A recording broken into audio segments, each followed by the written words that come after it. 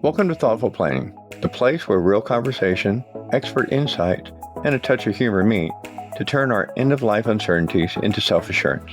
I'm your co-host, Santiago, a history buff and a big kid at heart. And I'm Honey, your guide through the intricate dance of planning with care and a whole lot of warmth. Every week, we're here to turn those intimidating "are we ready" moments into confident "everything is under control" moments. Today's journey is one you won't want to miss.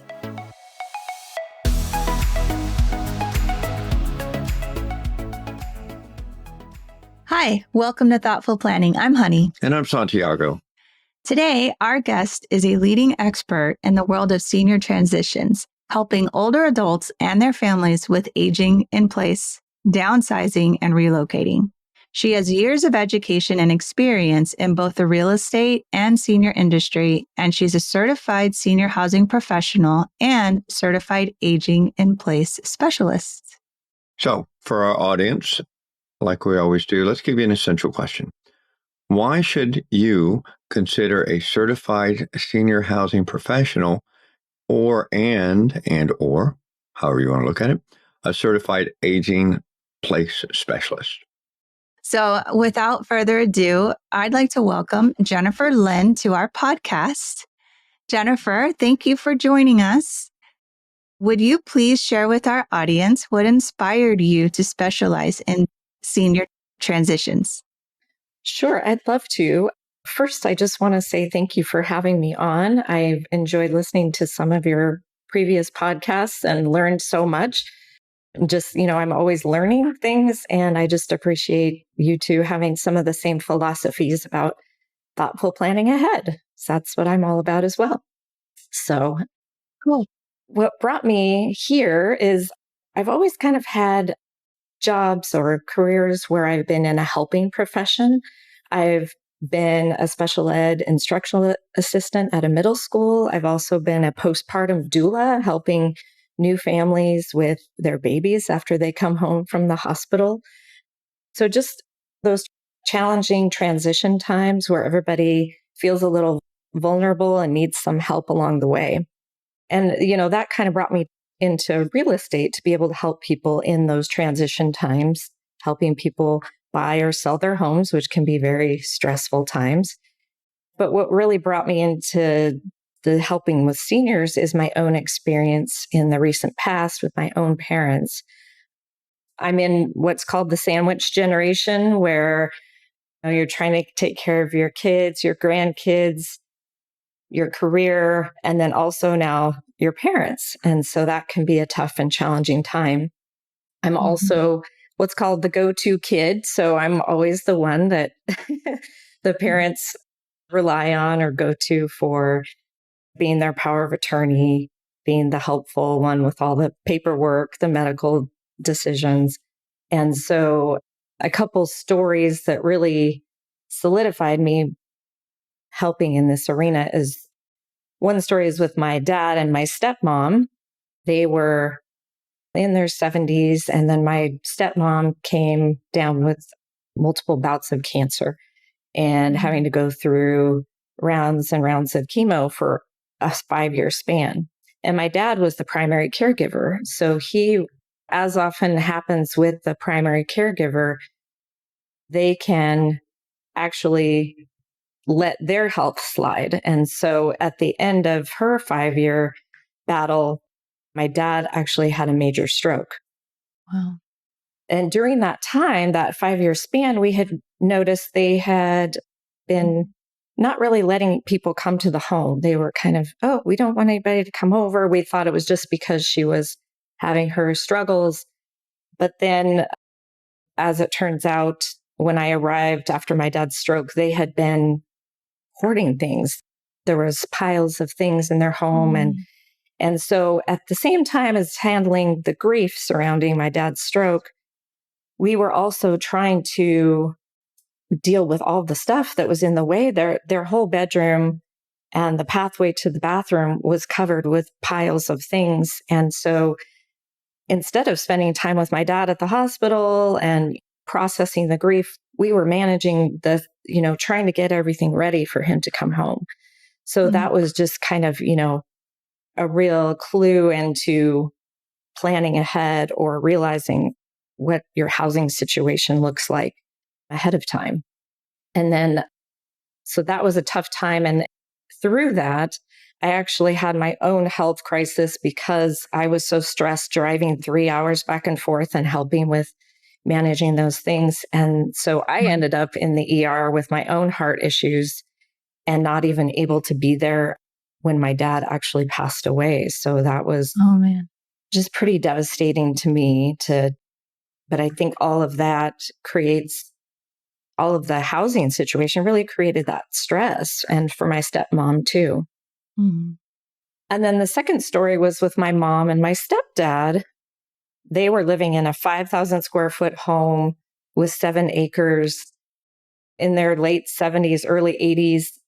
And then my stepdad was suffering from dementia, and my mom was caretaking him through that process. And he had made her make a pact with him, you never send me anywhere. I'm going to die in my own home. But sure enough, he had a medical crisis, had to go to the hospital. And my mom had to break that promise because he wasn't able to come home after that. He was getting aggressive and his care needs were beyond what she could do. She was all of like 4'10" and he's 6'2" and 250 pounds and getting a little aggressive. And so he went to a care home. But meanwhile, she's isolated in the home by herself and driving back and forth. And then he eventually passed away, leaving her by herself in this huge home with lots of maintenance, lots of things to take care of. And she wasn't on the deed. So we had to begin the process of selling that home through the probate process. Wow. So it was a stressful time. Again, it just kind of created this overwhelming scenario. And we actually realized my mom was suffering from dementia as well. So we decided to move her from Washington State down here with me to Texas so I could take better care of her. But that whole sudden transition really progressed her dementia, the grief, the move. She didn't even know where she was. We thought she could actually be independent living, but she quickly spiraled within a few months into full-time memory care. And that's where she's at today. Wow. But again, the housing situation could have been dealt with a little earlier on, making it so that they could have downsized maybe before they got to that point of having this home be a burden for both of them. Wow. Well, so I got a question before our questions start. Yeah. Okay. So here's my question. You mentioned the probate process. So I take it your stepfather had a will and all that good stuff. How long did it take you to actually get through that probate process in the other state so that you guys could actually sell the home? Right. Actually, it's still going. He passed away last May. Oh, wow. And there were a lot of difficult issues to sort out. He had another property in another state. He had a couple of sons. One was in some legal trouble. So we had to deal with that. We also my mom wasn't left quite enough in the will. And so Washington State has a system where you can apply for an award for more money for her care. And so we went through attorneys to get that awarded to her so that she has plenty of money for her care now, which can be expensive. I mean, memory care for her is upwards of $7,000 and can go more if her care needs increase. And that's that's $7,000 a month. A month. Yikes! Yeah. Wow. So we just actually closed on the house a couple weeks ago. So that was a big milestone. Congratulations. And there were a lot of things that we didn't even know he had, like collectible coins. He had a huge collection of a lot of coins that were sold at auction. So that took time to process those and pack up all the stuff, have estate sales. So there's just a lot involved in that whole process. So you mentioned estate sales. So did you work with because you said he has kids too. So you worked with his kids and y'all came up with a plan, or was it like? Yeah, well, actually, it was a difficult time because we were all in different states. One was in California, one in Florida. I was in Texas, and my sister was in Montana. So I was able to find a great real estate agent that does similar things that I do. So she was able to kind of handle that whole process for us with our guidance, of course. But being out of state, we just entrusted her to take care of those details for us. And so she found you. You said, I heard you say auction and then an estate sale. Right. She found the estate sale company that took care of that. Okay. She helped kind of orchestrate the whole, whatever needed to be done. Gotcha. Do you think that if they would have had a trust set up to bypass the whole probate process, it would have been easier for you? Yes, I did. I kind of learned that after the fact, and also from your previous podcast where I think you addressed that. Having a trust is a lot better option than just a will. Because it also allows people like creditors and people claiming. There were some people out of state that were claiming some things. We had to work with lawyers to get those claims out of the way. So that took up some time as well. Yeah. I want to preface to say a trust for any of the listeners, like Jennifer mentioned, we do have a podcast about a trust, but always consult an attorney when seeking advice on a trust, because there's so many different types of trusts and it just really depends on your specific situation. So I just want to say that to the listeners, make sure you're always consulting an attorney. And it depends on which state you live in or the property's in, because everything's different depending on your state. Right. And in the Army, we used to say CYA, call your attorney. There you go. I like that. And I would also add to that, though, an estate attorney. Estate attorney, specifically an estate attorney. Yeah, there's so many different types of attorneys. I mean, we've interviewed also an elder law attorney. So it just depends on your specific situation. Make sure you find that attorney and find that one that works well with you, will answer your questions. Like we've had a lot of podcasts on these things. Yeah, and the person that we interviewed on the upcoming podcast that hadn't been posted yet, it was. But anyway, she actually interviewed a bunch of attorneys before she settled on the one that felt right for her. So you got to make sure that whoever you go with, they feel right for you. Right. I highly recommend the elder law attorneys. I've been working one for my mom. So that's been super helpful. Just really can't say enough about that. And I realized she didn't, through this whole process, my mom didn't have a will. I just kind of, I think people assume, oh, well, she's 75. She must have a will, People don't like to talk about it. So I just kind of assumed, oh, she's probably gotten that taken care of. And it's true. Over 50% of Americans don't have wills. So it's kind of mind blowing when you think about it, and that's what we call a foundational document. Having your will, having your medical directives taken care of, and then making sure they're filed in the right places. Because without that, it's really up to somebody else who gets what. And I don't want to do that to her. So I want to make sure she's squared away. Anything else before we start the questions? No, go ahead. Okay. So, Jennifer, can you tell us, a little bit more specific on what a certified senior housing professional is? Sure. So I took kind of the basic classes. The National Association of Realtors has a basic class called a Seniors Real Estate Specialist designation. And that one was just kind of laying the groundwork, just kind of a good baseline, but kind of a quick course. So I thought I really needed something more substantial to be able to help in the elder industry, the aging industry. So what I did was I found this great company called the Seniors Real Estate Institute. And they have what's kind of like a graduate level course on the senior industry and how real estate agents can help them. So that course involved, it took quite a long time, about 6 months to go through.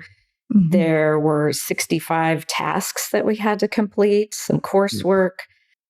We did a focus group with seniors, toured a bunch of communities and all sorts. There's different levels of care. So independent living, assisted living, memory care, skilled nursing homes, and what's called CCRCs. They're continuing care retirement communities. So they have all of them available. We did academic research, book reports, and just really went, the course really goes above and beyond to really tell you all of the different issues that are happening in the aging industry and how we can help and better serve our clients at the same time as continuing to learn as well. Cool. And then can you tell us a little bit more about the Certified Aging in Place Specialist?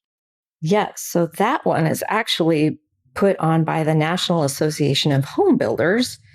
And, because I realized, 90% of older adults want to stay in their own homes, just like my stepdad did, right? It's like, I'm not moving. I'm planting my feet. You can't take me out of here. And so I was kind of stuck in that situation. And it's like, well, I want to help those people too. And so this training really goes into depth and like special knowledge about how to assess homes and look for any modifications that can be done to have them age in place safely for as long as they can. And it could be simple things like, hey, we need to remove those area rugs that could trip you and cause a fall. It could be better task lighting, so you can see things better. It could be color contrast, so you're able to navigate better. Or it could be higher friction tile, so it's not as slippery. But it also could be things like that are more in depth. It could be, hey, we need to create a 0-step entry or widening some doorways in case somebody may need a wheelchair at some point. And so in those cases where it's a little more in depth, then I would collaborate with occupational therapists and home builders so that we could accomplish that for them. And each situation is very unique. Yeah. But it also talked a lot about universal design and how all homes really should be built that way in the future to accommodate any guest in your home. It could be even a younger person that has a wheelchair or needs to navigate the home in different ways and have everything on the main level, not a bunch of stairs. Yep. Cool. So, okay, if I heard you correctly, that program and what you learned from it enables you to help, I believe you said, multiple different types of people. So let me just give an example. Like I have a neighbor who has Parkinson's. So you can go in and know, like, okay, you can automatically probably show up at their house, look at it starting from the outside and say, okay, Right. we need to, thinking ahead, like you're going to need to like do X, Y, Z as his disease progresses. Right. It is good to get that kind of ahead of time, get those modifications done if you're expecting that to happen, to need those things like a 0-step shower entry or different ways to access the refrigerator or drawers So in the training, we kind of went over diagrams of homes and how we could it gave a baseline and then how we could modify things to best suit that particular case. So there was a lot of case studies in there. Well, That sounds pretty cool. Like I never even thought about task lighting or even the carpets. the contrasting paint to show where you're going into a new room or a path. Yeah. Right. Pathway lighting. Yeah. I never thought there's even like automated, as you enter, the light turns on, right? Mm-hmm. Or things like, which I didn't think of. I thought, I'm going to do this for myself. It's creating a at your doorway, creating like a bench or somewhere to set your packages so that you can open the door before you bring those in. Because Yeah, on the you know how outside. we're trying That to makes juggle sense. all the 10 million bags we have on our arms, and we're trying to open the door at the same time. That could really cause a fall. So, Oh, yeah, that's true. Heck, Wow. now we might have to build a little box that's that high just so Amazon can drop stuff in it. And then it'll disappear when you get home. You put your stuff on it, take it in and check it. And then, okay, I got Amazon. right. So I want to actually take a little bit of a step back because I don't think we even mentioned, like in your intro or anything, or I don't recall us talking about it, but I heard you talk about it. You're a real estate agent. Yes. Yes. So how long have you been a real estate agent? Just about 3 years now. Yeah. Coming on 3 years. Wow. And Yes. so you're specialized in working with seniors. Mhm. And are there a lot of people that come to you to help them? Yeah. I mean, most of the time I'm getting referrals from other people, other senior industry professionals, you know, like Okay. those elder law attorneys or financial planners, or there are people like certified senior living advisors that their job is to kind of give them placement in senior living, find them the appropriate place. And so, unfortunately, a lot of times those calls come in crisis mode. It's like, hey, their Yeah. dad fell for the fifth or sixth time and he's in the hospital and now he can't go home. And so we need help selling the home because they need the money for the care, which happy to help at that point. But I'd like it if people were to more prepare ahead of time instead of having the crisis mode come up so that the families don't have so much stress at that time. Right. Yeah. Okay. Cool. I'm also part of a community called the Senior Home Coach Community. I'm a founding member. It started back in October. I'm on calls every day at 8:00 in the morning, Monday through Friday, with senior living professionals, real estate agents, occupational therapists, senior move managers, senior living advisors. And we're all on these calls every day for an hour just to try to, in all 50 states and Canada. And we're all just trying to help each other with the best resources and ideas and help for our clients. So that's pretty cool as well. Yeah. Wow, that is cool. Because you said that's every day that you get on these calls? Since last October. Yeah. Wow. Yeah. That is cool. We intend to continue it. And we now have a platform where we have special guests come and talk. For instance, an author of a book called Reversing Alzheimer's, she came and spoke to our group and gave us some insight there. So we're getting all sorts of different professionals giving us some training all of the time. Cool. Wow. So another off-script question. What age do you consider being a senior? At what age does that start? Well, I mean, I think most people think of it as either 55 plus or 65 plus. But I think in our aging in place specialist training, they said even as young as 45, you could start thinking about making these changes in your home. So, it kind of depends on your perspective. And we're all kind of living longer lives. So maybe it's kind of like 60 is the new 40 kind of thing. I like to think. I mean, we were looking at building a home, and what some of the things that you had said was something that the builder said, we make our doors a little bit wider now so that if you're going to stay in your home, you can easily get through it with a wheelchair. Right. And have enough space in the bathroom where if you're on a walker, you can put the walker here and then close the door and still do your business. Right. So, they also do things like you don't even have to have them at the time, but as the home's being built, they put in what's called wall blocking. And the wall blocking is for if you do need grab bars in the future, then you can install those on those blocks so that it's more sturdy. You don't want a grab bar that's going to come off the wall. Yeah. The good to bad, that would be bad. Very. Coming out of the wall. Yeah. Very. All right. So how do you support individuals and families with these certifications? Right. So, well, I like to say I kind of do it all. I'm kind of as I said, with that real estate agent that was helping with my mom's home, kind of being the hub of the whole transition. And that can even start years before they are thinking about moving, or even if they're not moving at all, right? It can help them with those home assessments, help them age in place safely as long as possible. But then also maybe start to have them think about the housing for their future, or have, Mhm. hey, let's come up with a plan A, and then let's also have a plan B. I can help them tour some communities. Hey, let's check this one out. I think this looks like kind of your cup of tea.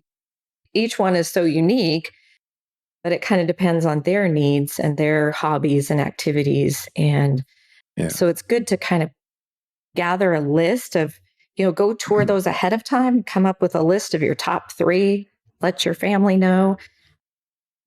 I really pride myself on knowing all of the trusted referral partners that they might need. So helping them create a list, but also not just giving them a list. Here, call these people. No, I'm going to help you call those people myself.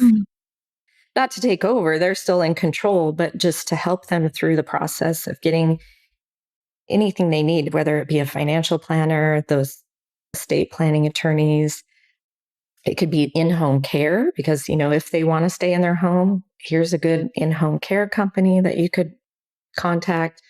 And also just letting them know about outside resources like the senior centers and things that they can go to, because a lot of times they're maybe a little socially isolated if they're in their homes for a long time by themselves. Yeah. Okay. Are there any memorable experiences or stories that you can think of that really impacted you?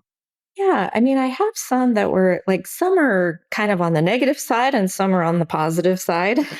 Well, I mean, I'll start with the negative, so- maybe.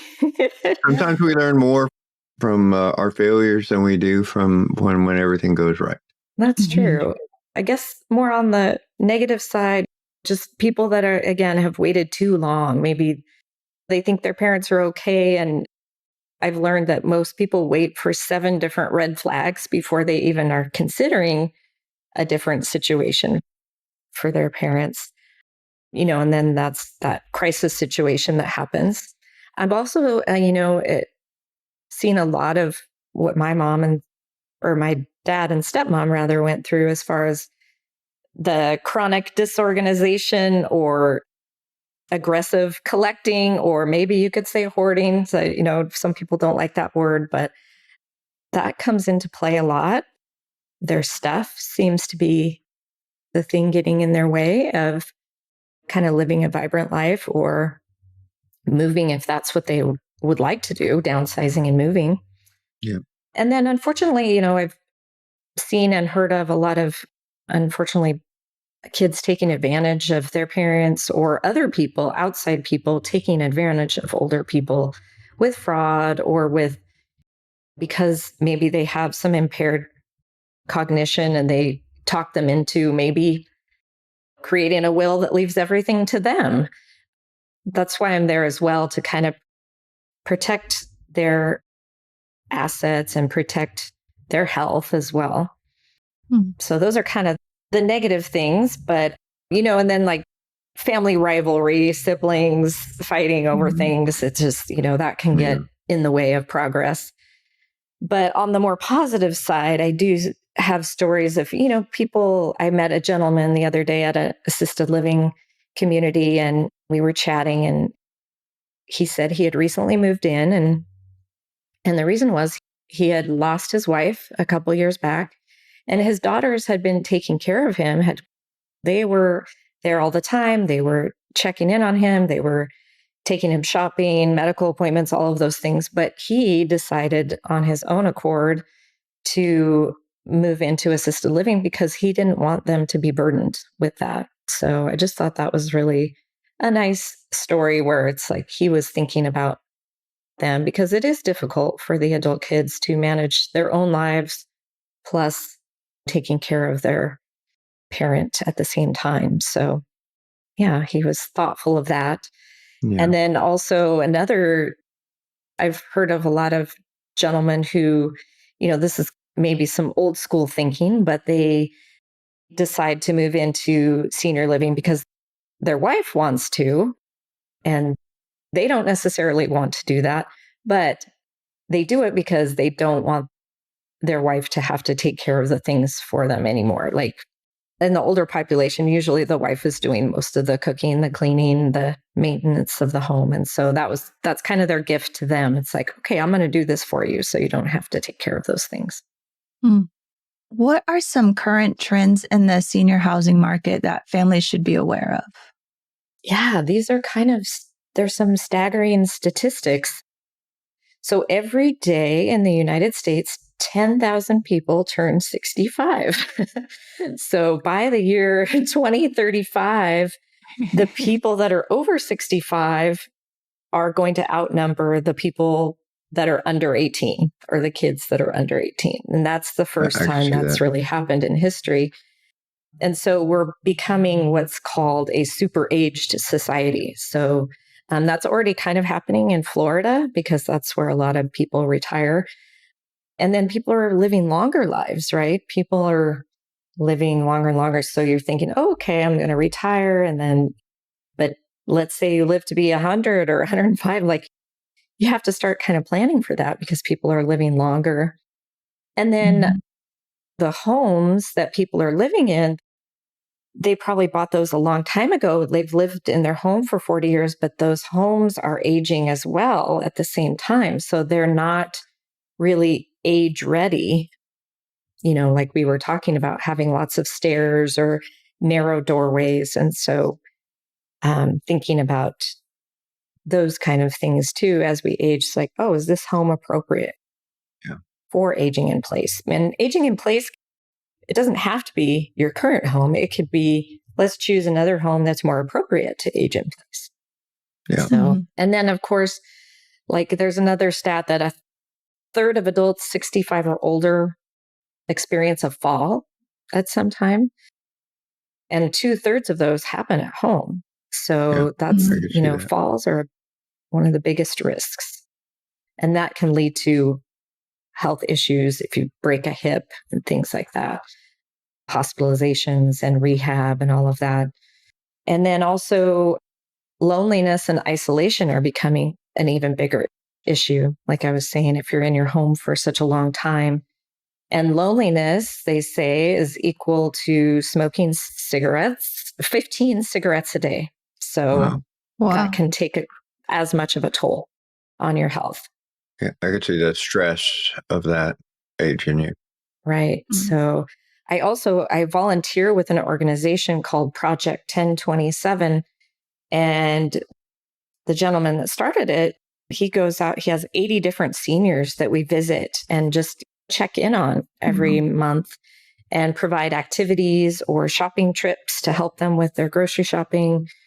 People write them cards, send them letters, or maybe provide a Bible study group, things like that. So it's important to kind of keep track of those seniors in your local community and make sure they're not so lonely.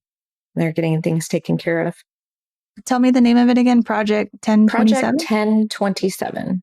And that's for like anyone in the community can look for local, something like that? It's local here in the home base is Bulverde, but I think he spreads out into probably New Braunfels and a little bit of San Antonio as well. All right. So this is in Texas. Yes. Do you know if this goes, maybe there's other Project 1027s throughout the United States, or? I wish there were. I think it's just a local. Yeah. But it's a nonprofit. But maybe we can get them to spread down 46 towards Bernie way. Yeah. It's a great thing to be a part of, just to make sure they're getting their needs met and not just suffering alone at home.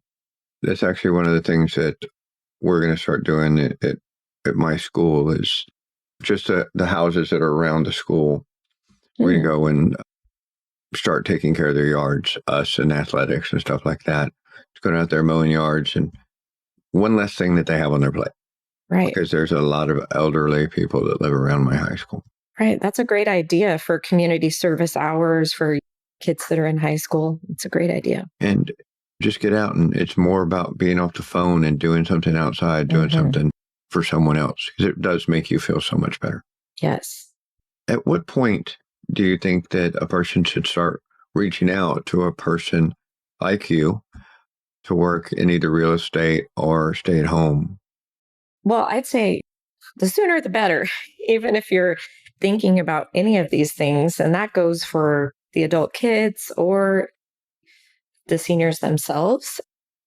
Even if it's not a plan to move or downsize yet, just beginning to think about those things. And sometimes it's easier for the people to have those conversations if there's kind of a neutral third party that can give them all of the information surrounding this. And so it's not just your kid saying, hey, you need to do these things. It's also somebody that can be a little more objective and just give them the facts and meet them where they're at so that they're still maintaining some control. And again, just, being there early on so we can assess the home, making sure it's safe for them. And then maybe just taking small action steps. If they have a lot of stuff that's getting in the way and they're really feeling overwhelmed by that, I can come in, help them just start to make an action plan. And it doesn't have to be, this needs to happen in 2 months. It could be spread out. It could just be 15 minutes a day, or just clean out one little drawer.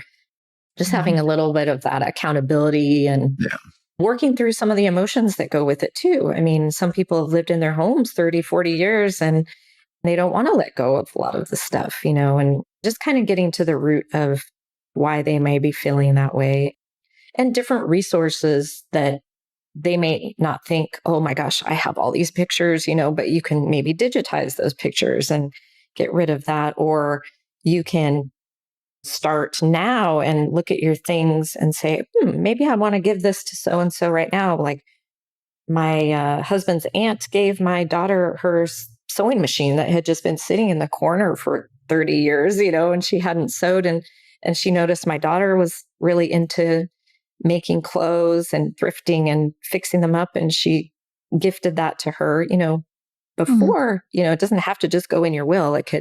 Gifting it ahead of time can really be meaningful. Right. Yeah, we're actually going through that process right now. And we actually, when we went on summer break to California, we took our some glasses we had purchased in Germany, because Honey's maiden name, her father's German, of German descent. And so we found these beer mugs with the last name Diebel on it. Yeah. So we went and we bought all these glasses. Oh, we're going to put them above our bar, blah, blah, blah, blah, blah. And they're in a box. 10 years later, they were still in a box. So we took them out and gave them to her brother, who, has a last name. And we said, hey, here's 3 boxes. You can use them. He was really excited to get them. And then he's like, there's 3 different kinds of mugs here. You can give them to all your kids, because you have 3 kids right now, and no fighting, and just something. Yeah. Right. So right. That's what we started doing ourselves, going through boxes. Our house looks kind of trashy right now because we got stuff everywhere. Awesome. Cleaning stuff out. Yeah. Clean stuff out. Sometimes you got to make a mess before you can clean up. Yeah. Yeah. There's also a website called Artifacts. So it's spelled a little different. It's Artifacts, but there's no second A. So it just says CTS at the end. But it is a website where people can go and kind of document all of the things they have and tell the stories behind it. And so people from other states or whatever, that can't see it in person can say, oh, why have you kept that red coat so long? And what is the meaning behind it? And maybe it's because that was the first date, she wore that on the first date with her husband or something, So anyway, I'm trying to think if we got anything like that. Yeah. So it's just kind of nice to tell the stories behind it. And they could even put in there, hey, I'd like to give this to so-and-so. And that person can decide, yes, I'd love to have that. Or no, I think that might go to somebody else better deserving. Or, it's just a nice place where people can connect and go through the different meaningful items that you have. We're going to have to look that place up. So we actually found an app that we subscribe to it. We're going to work with that. We're going to talk about it in a later podcast, but it's a pretty awesome app. So We're going to look at artifacts also. Okay. How do you spell that again? So it's ARTIFCTS.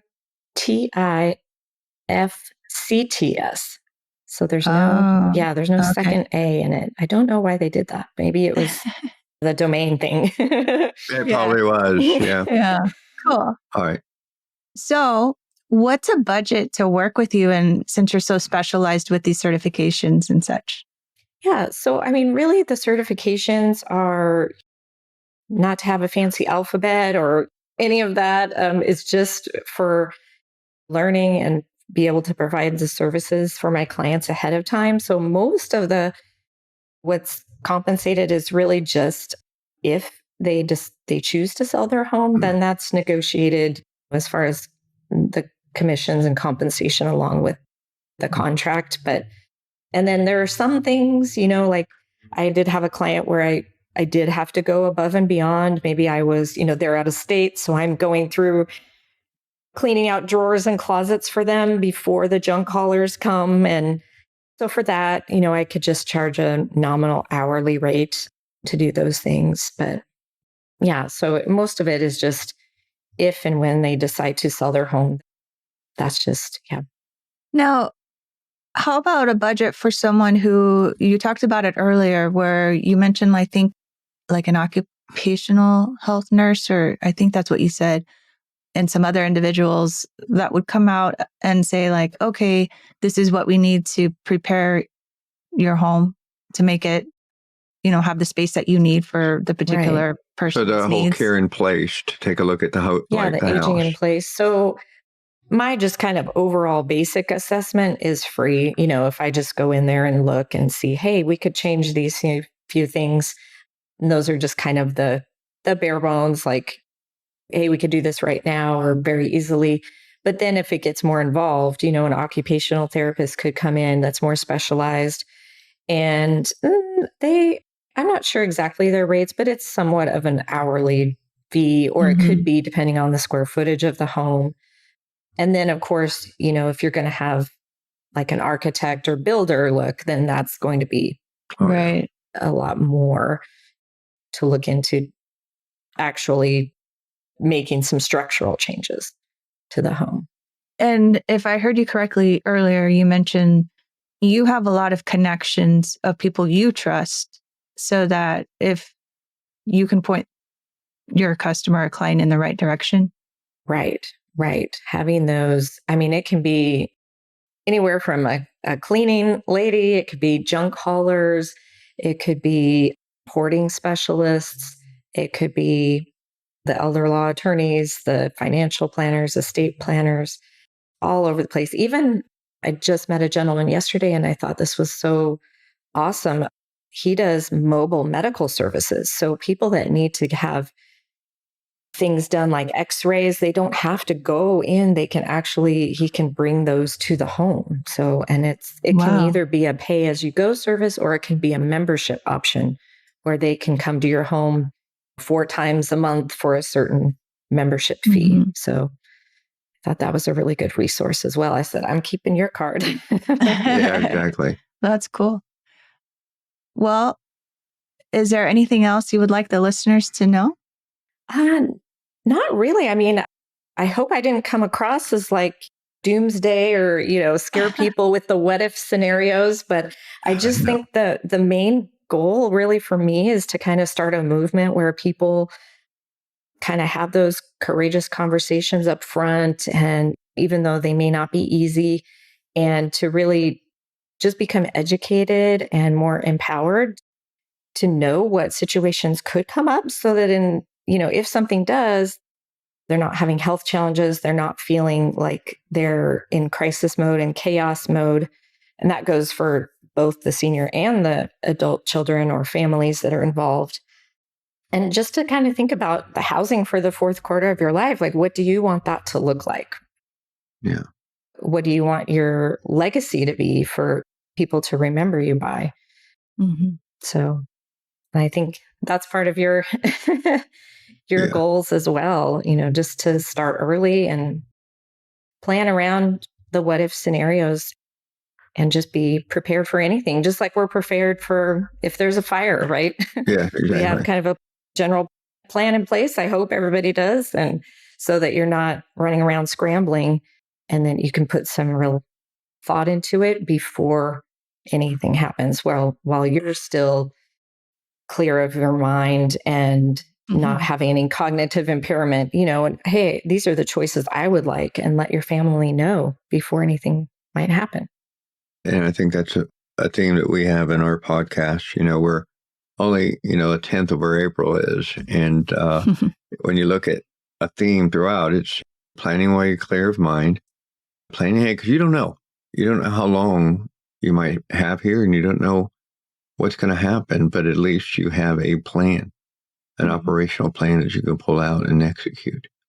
So I just want to say thank you for sharing your expertise, your experiences with our listeners. We've learned a lot today. I always take notes, and so I'm writing a bunch of notes because there's I have some homework now to do. And it's always a pleasure talking to you. I think we'll be talking here the week after next, I think, or next week. I don't know. We got to figure that out still. Well, Jennifer, thank you again for being here with us. Will you share with our listeners how they can connect with you? Sure. Right now, the best way is just really through email. So jenniferlind1170@gmail.com. I will shortly have my website up and running. That should be jenniferjlind.com. And then, you can just always reach out by phone as well, which you can find. You can also find me on Facebook, facebook.com/JenniferLindCSHP. And that kind of documents some of the activities I've been doing. And I believe my phone number's on there as well. Awesome. I'll definitely include that in the show notes. Yes. And our website once we're done with that. So for our listeners, as you think about the topic today, I want you to reflect back on that essential question. Why should you consider working with a certified senior housing professional and or a certified aging in place specialist? You got to figure out what's right for you. But think about that. Why should you go to one of these specialists? Well, until next time, remember every chapter you write today shapes your legacy tomorrow. Thank you for joining us at Thoughtful Planning. And just like the vibrant hues of a setting sun, we're wrapping up another episode of Thoughtful Planning. Every shared story and insight is a step closer to turning uncertainty into celebrations of preparedness. Absolutely. And to our listeners, remember that every surprise that comes our way is an opportunity to grow, adapt, and learn. Stay tuned for more stories, expert insight, and of course, a touch of wit in our next episode. We're not just co-hosts, we're fellow travelers on this journey. For more information on additional resources, which will help you take the next step in planning, look for the link in the show notes for our membership. Join us next time for another episode of Thoughtful Planning. Until then, keep living, laughing, and loving every moment.